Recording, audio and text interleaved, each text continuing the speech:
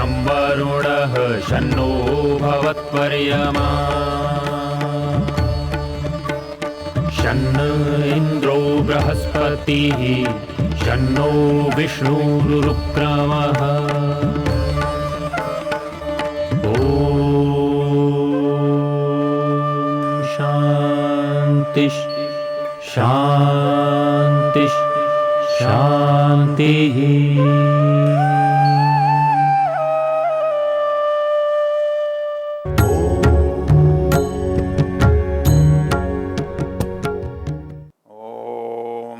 जिह्वाया अग्रे मधुमे जिह्वा मूले मधुलकं ममेदनुकृतावसो मम चित्तम् उपायसि। ओम शांति शांति शांति। इस वेद ज्ञान की चर्चा में हम अथर्ववेद के मंत्रों पर विचार कर रहे हैं। अथर्ववेद के 35वें सूक्त के दूसरे मंत्र की हम चर्चा कर रहे हैं। इस मंत्र का ऋषि अथर्वा है और इसका देवता मधु वनस्पति है। यद्यपि वो मधु वनस्पति मीठा है और मीठी वस्तु कोई हमें मीठा बनाती नहीं है, मीठी लगती है, लेकिन किसी कड़वा बोलने वाले को मीठा खिला देने से वो मीठा बोलने लगेगा, ऐसा नहीं होता। कोई बहुत मिर्चें खाता है इसलिए कड़वा बोलता है, ऐसा नहीं होता। किंतु मीठा खिलाकर हम उसके मीठेपन को जगाना चाहते हैं। जब हमारे मन में मधुर भाव होता है तो हम मिठाई बांटते हैं। हम जिसके प्रति मधुर भाव रखते हैं उसे मिठाई खिलाते हैं। तो ये हमारा माध्यम है, ये प्रतीक है। हम इससे ऐसी अपेक्षा इच्छा करते हैं। तो हमने मंत्र में देखा जिह्वाया अग्रे मधु में जिह्वा अग्रे मधु, अर्थात मैं जब बोलूं तो मेरा व्यवहार, मेरी वाणी मधुरता से भरी हुई हो। वो मधुरता से भरी हुई वाणी मुझे दूसरे को अनुकूल बनाती है, आकर्षित करती है। यदि आप उसके साथ बुरा व्यवहार करें, कठोर बोलें, तो वो आपका हित करने वाला भी आपसे दूर हो जाएगा।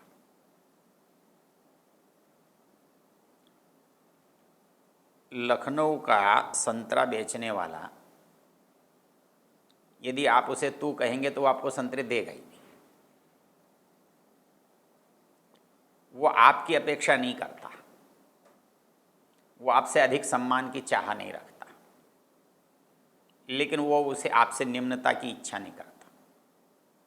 आपके साथ वो स्वीकार करने को तैयार नहीं। वो कहता है कम से कम तुम का व्यवहार तो तुम करोगे।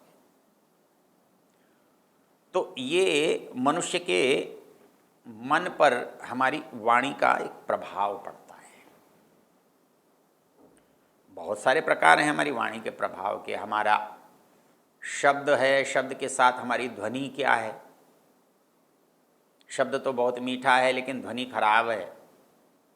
बहुत अच्छे हैं, तो आप कह तो रहे हो बहुत अच्छे हैं, पर आप नहीं कह रहे हैं कि बहुत अच्छे हैं, क्योंकि आपकी ध्वनि ये कहती है कि आप उन पर ये कह रहे हैं कि आप अच्छे नहीं हैं। तो कहता है वेद कि ऐसा नहीं होना चाहिए। जिह्वाया अग्रे मधु, मेरे जिह्वा में मधु होना चाहिए। और जो इसमें महत्वपूर्ण बात कही है वह है जिह्वा मूले मधुलकम। जिह्वा के मूल में क्या है? कोई जिह्वा के मूल से थोड़ी बोलते हैं, तो जिह्वा मूल में मधु कैसे रह सकता है? तो जिह्वा का मूल है क्या, अर्थात वाणी का मूल क्या है?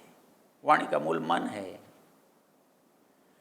अर्थात हमारा मन अच्छा सोचता है तो हम अच्छा बोलेंगे, हमारा मन खराब सोचता है, कड़वा सोचता है तो हम कड़वा बोलेंगे।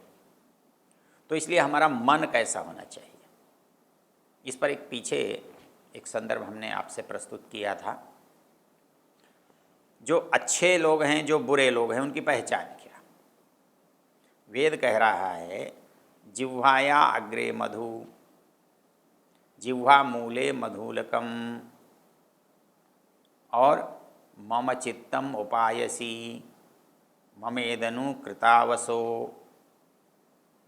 मेरे जिह्वा के अग्रभाग में मधु हो, मेरे जिह्वा के मूल में मधु हो, मेरा चित्त मधुमय हो और मेरे कर्म भी मधुरता से भरे हुए हों। नीति में एक श्लोक है कि कौन अच्छा कौन बुरा कैसे पहचानेंगे। वो कहता है मनस्सेकम वचस्सेकम कर्मण्येकम महात्मनाम मनस्यन्यद वचस्यन्यद कर्मण्यन्यद दुरात्मनाम। कहता है सज्जन पुरुष और दुष्ट पुरुष संसार में दोनों ही रहते हैं। हो सकता है दोनों एक ही बात कह रहे हो, एक ही तरह से कह रहे हो, बहुत अच्छे रूप में कह रहे हो। अंतर कहाँ होता है? जो दुष्ट व्यक्ति होता है वो वाणी में कुछ बोल रहा होता है, उसके मन में कुछ होता है और वो आपके बारे में करता कुछ और है। मनस्सेकम वचस्सेकम कर्मण्येकम महात्मन। जो महात्मा होते हैं, जो सज्जन होते हैं, वो उनका होना जो है सब जगह एक जैसा होता है। वो जैसा मन में सोचते हैं वैसा ही वाणी से बोलते हैं, और जैसे ही वाणी से बोलते हैं वैसा ही उनके व्यवहार में भी होता है। इसलिए शास्त्र ये कहता है वाचम वदत भद्रया। वो वाणी कैसे हो? भद्र वाली हो। भद्र का मतलब कल्याण। कल्याण जो है वो परिणाम बता रहा है, मतलब हम वर्तमान में अच्छा बोल रहे हैं, लेकिन उसका परिणाम कैसा होना चाहिए? वो भी अच्छा होना चाहिए। माँ भ्राता भ्रातरम द्विक्षण, भाई द्वेष मत करो। माँ स्वसारम उत स्वसा, बहन भी द्वेष न करे, भाई भी द्वेष न करे, बहन भाई परस्पर द्वेष न करें। तो कैसे नहीं, कैसे होगा कि ये द्वेष न करें?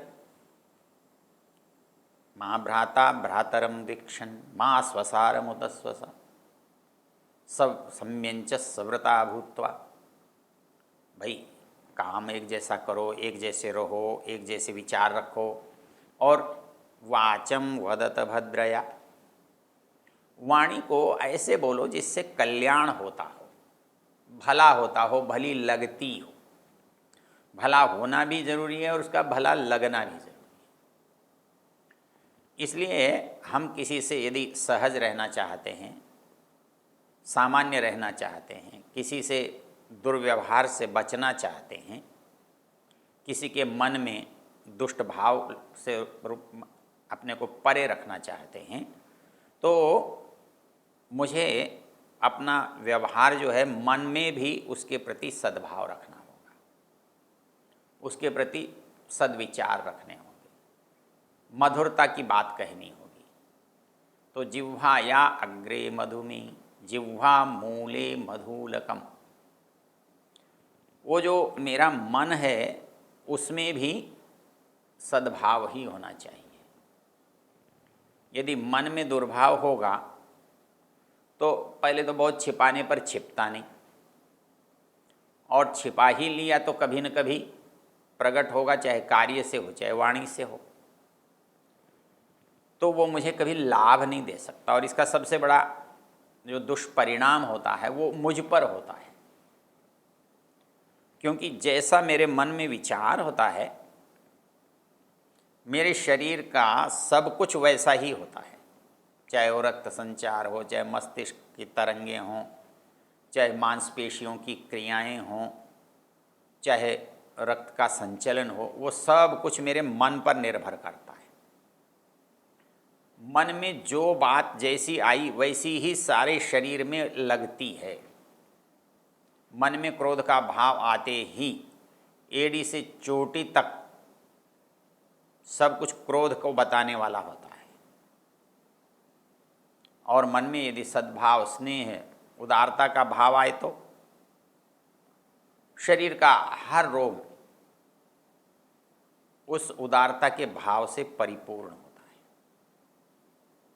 इसलिए हमको दूसरे की अपेक्षा अपने को ठीक रखने के लिए, स्वस्थ रखने के लिए, हमारे मन को शांत रखने के लिए, तो वो कहता है कि क्या होना चाहिए? मन जिह्वा मूले मधुलकम, मेरे मन में मधुरता का भंडार होना चाहिए। मैं सदा सबके बारे में अच्छा सोचूं। जब मैं अच्छा सोचूंगा, उसको अच्छा तो करूंगा ही, लेकिन अच्छा सोचने से मेरे अंदर भाव अच्छा रहेगा, तो अच्छा का परिणाम अच्छा ही होता है। तो मेरे अच्छे सोचने से मेरे शरीर पर जो प्रभाव पड़ेगा वो अच्छा पड़ेगा, स्वास्थ्यवर्धक पड़ेगा, प्रसन्नता को बढ़ाने वाला पड़ेगा। तो ये कहता है कि ऐसा मनस्सेकम वचस्सेकम कर्मण्येकम महात्मनाम, जो सज्जन लोग होते हैं उनके मन, वाणी और कर्म, उनमें कोई भेद नहीं होता, अन्यथा भाव नहीं होता, बनावटी कृत्रिम नहीं होता, वो स्वाभाविक होता है, सहज होता है। तो उनके मन में भी वही बात होती है, उनकी वाणी में भी वही बात होती है, और उनके कर्म में भी वही बात होती है। मनस्सेकम वचस्सेकम कर्मण्येकम महात्मना। दूसरा क्या कहता है? मनस्यन्यद वचस्यन्यद कर्मण्यन्यद दुरात्मना। जो लोग दुष्ट बुद्धि वाले होते हैं वो बहुत मीठे बनते हैं, और बहुत मीठे बन करके वो हमारा अहित करते हैं। पंचतंत्र में एक बड़ा सुंदर प्रसंग आता है। जुम्बूको हड़ुयुद्धेन वयम चाषाढ़भूतिना दूतिका परकार्येण त्रयो दोषा स्वयं कृता। एक मठाधीश जिसके पास बहुत सारी संपत्ति, एक व्यक्ति के मन में आया कि इसकी संपत्ति कैसे ठगी जाए, कैसे हड़प की जाए। वो किसी को पास ही नहीं आने देता। तो उसने जाकर कहा कि ये संसार बड़ा असार है, सिवाय इसमें दुख छल कपट के कुछ भी नहीं है, कोई भी किसी को नहीं चाहता है, यहाँ तो मुझे कुछ भी करने की इच्छा नहीं, मुझे तो बहुत वैराग्य है। जब बहुत गंभीरता से इस बात को कहा तो महंत महात्मा ने, सन्यासी ने सोचा कि कितना अच्छा व्यक्ति है, इसको इस जीवन में वैराग्य आ गया है। उसने कहा कि ठीक है, मैं तुम्हें दीक्षा देता हूँ, लेकिन मेरी एक शर्त है कि तुम आश्रम के अंदर नहीं रहोगे, बाहर रहो। वो बोला ठीक है, लेकिन मनुष्य का एक स्वभाव है, वो अनुकूल व्यवहार से अपने प्रतिकूल विचारों को हटा देता है। कोई व्यक्ति एक बार, दो बार, चार बार, 10 बार हमारे लिए अच्छा करता है, अच्छा लगता है, आत्मीय बनता है, तो धीरे धीरे हम उसके अंदर से शत्रुता का, शंका का, संदेह का भाव हटा देते हैं। तो आषाढ़ भूति जो शिष्य है उसने भी खूब गुरुजी की सेवा की, और इतनी सेवा की कि गुरुजी का विश्वास उपार्जित कर लिया। और गुरुजी ने कहा चलो अपने एक यजमान के घर जाना है, साथ चले, और एक तालाब के किनारे, नदी के किनारे जाकर नित्य कर्म से निवृत्त होने के लिए उन्होंने कहा कि भाई ये पोटली तुम रखना, मैं अभी सब कार्यों से निवृत्त होकर आता हूँ, फिर उसके बाद तुम चले जाओ। वो निश्चिंत होकर गए, वहाँ कोई घटना में उलझ गए। आकर देखा तो ना आषाढ़ भूति है, ना उनकी पोटली है। बड़े चिंतित हुए, पता थोड़ा खोजा, आवाज़ दी शायद यहाँ हो, तो नहीं मिला। क्यों? कि वो विश्वास इसलिए अर्जित कर रहा था ताकि उनकी संपत्ति को वो हस्तगत कर सके, ले सके, प्राप्त कर सके। और जैसे ही विश्वसनीयता को प्राप्त हुआ वो लेकर चला गया। क्योंकि जब तक मनुष्य किसी के प्रति विश्वसनीयता को प्राप्त नहीं करता तब तक उसको धोखा नहीं दे सकता। शत्रु कैसे धोखा देगा? उसको पता ही है जो कुछ करेगा गलत करेगा, दुर्भावना से करेगा, दुष्टता से करेगा, उस पर प्रति सावधान रहता है मनुष्य। किंतु जो व्यक्ति आत्मीय बन जाता है उसके प्रति वो बेपरवाह हो जाता है, उसके प्रति वो समर्पित हो जाता है, उसके प्रति वो विश्वास को प्राप्त कर लेता है। कोई बात नहीं, जो है ठीक है।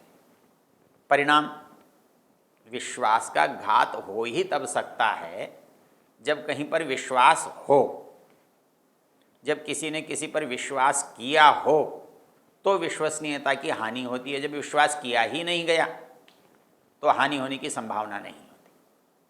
इसलिए जो हम सद्व्यवहार करें वो दिखावटी न हो, किसी को ठगने वाला न हो, मूर्ख बनाने वाला न हो, वो तो वास्तविक हो। वास्तविक हो तो कैसे होगा? वास्तविक हो तो तभी वास्तविक होगा जब उसका मन में, वाणी में और व्यवहार में एक रूप होगा। तो वो कहता है कि हम अपनी अज्ञानता से धोखा खा लेते हैं। वयम च आषाढ़ भूतिना त्रयोदोषा स्वयं कृता। कहता है कि हमारी भूल से ही हम हानि को प्राप्त होते हैं। तो ये हानि देने का जो भाव है वो इस मंत्र का विरुद्ध है। मंत्र ये कहता है कि जिह्वा के अग्रभाग में जो हो वो जिह्वा के मूल में हो, और जो जिह्वा के मूल में हो वो जिह्वा के अंदर जो हमारा व्यवहार है उसमें प्रकट हो। तो जिह्वाग्रे मधु में जिह्वा मूले मधुलकम तदेनु कृतावसो। क्रतु जो हैं वो भी तदनुकूल हो। और इसी बात को श्लोक कह रहा है, मनस्सेकम वचस्सेकम कर्मण्येकम महात्मनाम। जो सज्जन हैं उनके मन, वाणी, कर्म एक जैसे होते हैं, वो एक जैसी बात करते हैं, उसमें अंतर नहीं होता, कुछ अन्यथा बोलना अन्यथा करना नहीं होता। किंतु जो दुर्जन होते हैं, दुष्ट होते हैं, कुबुद्धि होते हैं, तो वो कहते हैं मनस्सेकम वचस्सेकम कर्मण्येकम महात्मनाम। मनस्यन्यद वचस्यन्यद कर्मण्यन्यद दुरात्मनाम। जो व्यक्ति दुष्ट बुद्धि वाले होते हैं, धूर्त होते हैं, वो कितना भी मीठा बोले लेकिन वो मन में उनकी मिठास नहीं होता। और जब उनका कार्य देखते हैं तो जैसा कहा था उससे उसका कोई संबंध भी नहीं होता। तो इसलिए वेद तीनों को एक जैसा करने की बात कर रहा है। यदि आप मधुर बोलते हैं ये बहुत अच्छी बात है, लेकिन वो मधुर बोलना केवल जिह्वा तक न हो, केवल बोलने तक न हो, किंतु आपके मन में भी हो। हमारा मन यदि ठीक है तो हमारी वाणी का प्रयोग लाभदायक होगा, और वाणी का यदि प्रयोग ठीक है तो जो हमारा कर्म है, कार्य है, वो भी ठीक होगा। इसलिए वेद कहता है जिह्वाया अग्रे मधुमे जिह्वा मूले मधुलकम। तो हमारा मन, वाणी, कर्म मधुरता से भरा हुआ हो।